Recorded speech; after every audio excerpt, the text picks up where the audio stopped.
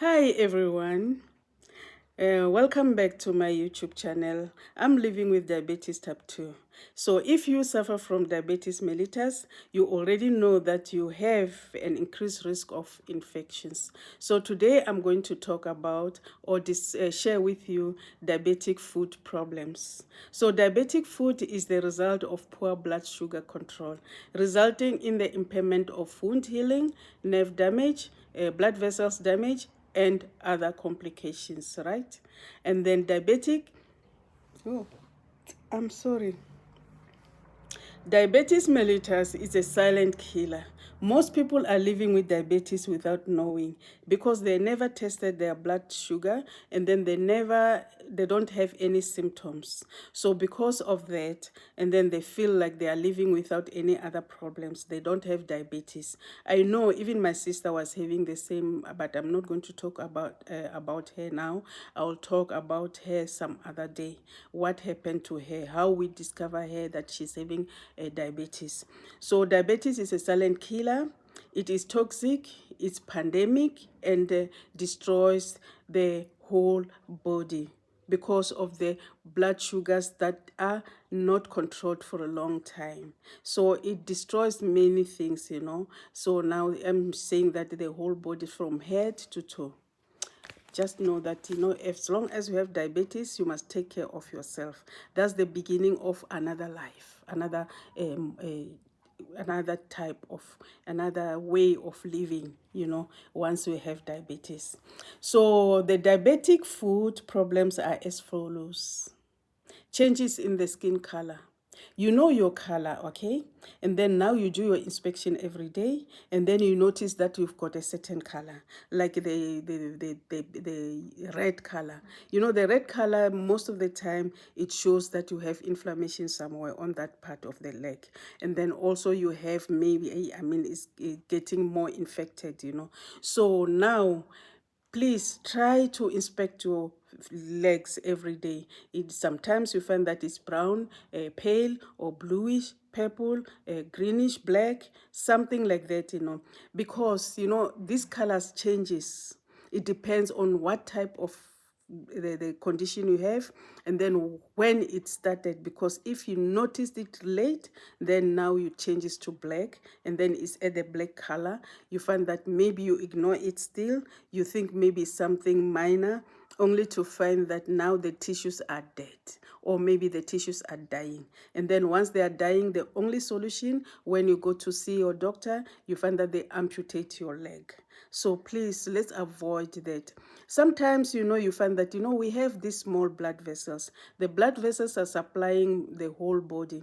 And then like on our lower legs, it's supplying our toes, supplying everywhere, any part of our leg, it's supplying. And then if the blood vessels are damaged, now we are not getting enough nutrients, we're not getting enough oxygen in our legs, we are not getting enough blood supply in our legs. So what happened? You find that when it's bluish, it means that you are not getting enough oxygen.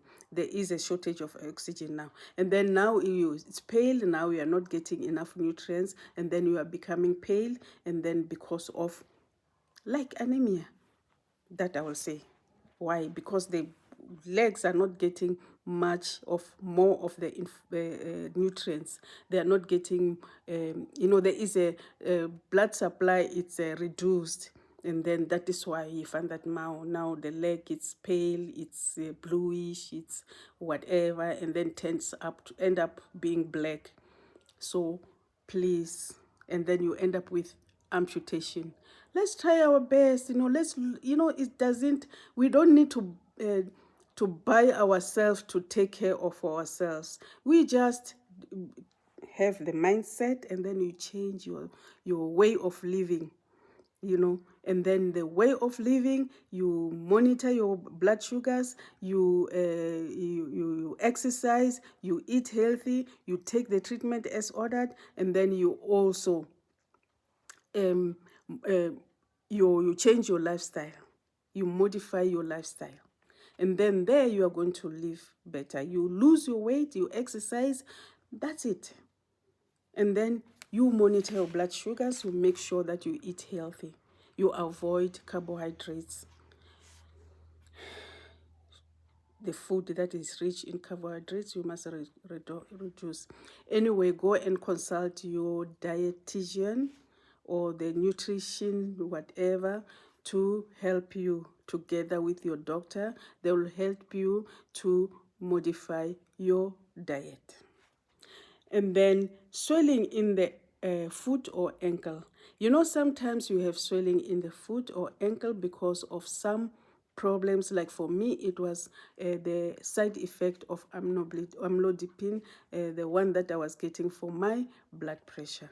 And then sometimes, you know, it's because of a serious problem. You know, when you have kidney problems, also you'll have some swelling on your legs. And then you have your cardiac problems, you'll have some swelling, some of the cardiac problems. Why I'm saying this? Because, you know, when I was training, during my training, nursing training, there was these elderly people, they were having CCF, not elderly always, but those people were having CCF, which is congestive cardiac failure. They were having swelling on their legs. And then, you know, that thing came to me that, oh, I'm diabetic. Maybe why I'm having swollen legs, it means that now I'm starting to have the cardiac problems. And some, those with kidney problems that I've seen, you know, they were puffy on the face and they also edema on the, or swelling on their legs. So please try to go to inspect yourself. If you see any problem or swelling on your legs, don't stay with the problem, go to your doctor and consult. So for me, I had this problem, and then I consulted, and then I had blood tests that were done for me, and then after that, the treatment was changed because, you know, everything was fine. I didn't have any other problem except that it was a side effect of amlodipine. So my edema at that time, or my swelling, was reduced by what do you call this diuretic, Lasix. I was given Lasix orally for 1 week, for 2 weeks, but I took it for 1 week only because everything was fine until today. It was somewhere like January 2023, and then now I'm okay up to today. And then swelling, no, pain in the legs. And if you have pain in the legs, it means something. You know, sometimes you find those with pain in their legs, some of them it's because of the nerve damage. And then if the nerve damage is, you are starting to feel pain, some of them, I don't know, anyway, something like that. I don't know what is the problem. You know, I cannot tell much because I'm not the medical doctor. But anyway, let me not say that it's because of the nerve problems, but it's because of the diabetes. These are the complications of diabetes.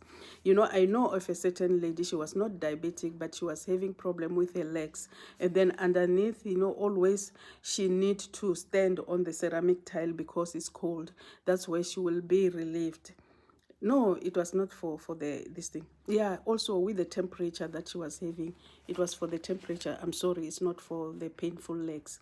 So anyway, that's it. And then changes in the temperature. This is what I wanted to say.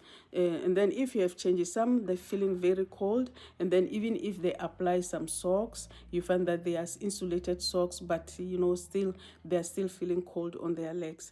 And then they have to, some of them, you know, they will be doing the wrong things and then boil the water and have the hot water bottle. So go and consult to your doctor. Don't stay with the problem at all. My friend, or no, it's my relative, she had this problem, and you know, of temperature. She was feeling hot, very hot underneath, on her soles. Even if she's wearing shoes, she will say, I'm feeling hot. She cannot wear even socks, and she was not even a diabetic. And then she was not diagnosed, not even diabetic. She was not diagnosed as diabetes. So she was, you know, she need to stand on the ceramic tiles with a barefoot, and then that's where she will feel relieved. And then I told her to go to the doctor and consult. And then the first time the doctor gave her something that it was not, they didn't do the test, the diabetic test. But I told her, go back, and then so that you have your diabetic test, you'll be tested for diabetes. And then she was tested and she was positive. And then she was having diabetes, type 2 diabetes. So she was started on treatment. So she's on treatment, and now she's not having that problem again anymore. And then the dry, cracked skin. And then I saw a certain lady with this dry, cracked calluses, a lot of calluses on her legs. And then I asked her to, and she's diabetic. I asked her to remove this thing, to remove this calluses, and then she said the nurse said I mustn't remove. So I don't know whether she was telling me the truth or what. But I told her, now you must remove, do 1, 2, 3, otherwise you are creating problems. You are going to have serious problems. And then you apply Vaseline, you wore the socks, and then this thing will disappear, all of them. So she agreed, and then she was going to do that, but she was not trusting me much. She trusted her nurse. So I don't know. But please do the same. For me, I do that. And then if, let's say, maybe it's too hard, and then even my doctor advised me to apply the, what is it, Vaseline, and then put on the socks. But you make sure that you are not putting the socks with elastic. You put the diabetic socks, and then you sleep with those socks. You wake up in the morning, if you are waking, and then you can wear socks, you just wear your socks all the time, and then but apply Vaseline and try to remove those calluses, and then it will be fine. Within a short time it will be gone. And then open sores on the feet that are slow to heal. And then you know that with diabetes, as I said, blood sugar control, poor blood sugar control, resulting in the impairment of wound healing. So we won't be having any wound. The wound will be taking time to heal. So let's try our best to control our blood sugar so that we end up with our wounds heal properly, if we have any, if we cannot avoid. But if we can avoid to have the wounds or the scratches or what, let's try by all means to avoid. And then sometimes we have the blisters, the sores with blisters and draining blood, and the foul smelling from the blisters. And then I've seen somebody with these blisters, and then they are diabetic. They are they are, excuse me, they are diabetic ones. But anyway, he was treated, and she was treated, that lady that I saw, and then everything went well.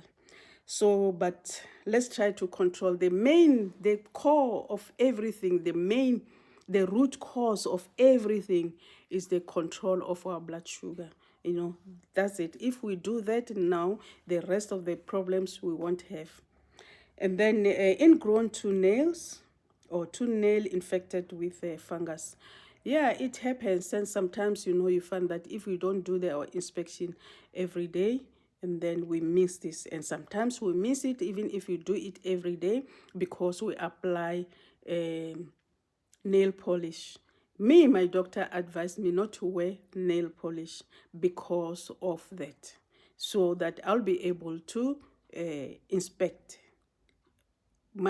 or to check my feet, my toenails every day, and so that I'll see, I'll detect the problems early, because early detection is number one. So the hamartosis is another problem, and the bunions. The bunions and the corns are the causes, most of the time is because of the shoes that we are wearing, the ill-fitting shoes. Let's try to wear the proper shoes. Sometimes we wear those shoes that are like this in front, instead of us wearing the proper shoes. And sometimes the shoes are too tight around our feet. And then, let's say maybe you are working something like a nurse, you are standing most part of the night, of the day or the night, and then you find that now your legs are getting swollen inside, and then there is a friction in between your leg and your foot and your shoe, and then causes some problems, some injury, and then not good. And then also with the corns. I'm talking about this because I had corns, and then due to the type of shoes that I was wearing, and also at the back of my leg, I was like my foot down there, I was having some friction, and my skin was getting damaged because of the type of the shoes that I'm wearing. So for the care of this corns or I'll upload the video not long after this one about the diabetic foot care. So I explained in details about the cons, how to deal with this, the cons you will see there. But otherwise is the problem of the shoes that we are wearing. So we must try to wear the proper shoes, right? Right? I hope you enjoyed this video, and bye for now. Please subscribe to this channel. It's still new, the channel is new, so I don't have more subscribers. So that is why I need more subscribers, and then so that I'll share my information to many people. So try by all means to just subscribe, and then hit that notification bell, and then you'll be notified when I upload a new video, so that we grow. If you subscribe, we are going to grow, and then if you don't subscribe, we are not going to grow. We'll stay in one place. So please subscribe. Don't just view the video without subscribing if you haven't subscribed. For those who subscribed, thank you very much. I appreciate. Bye.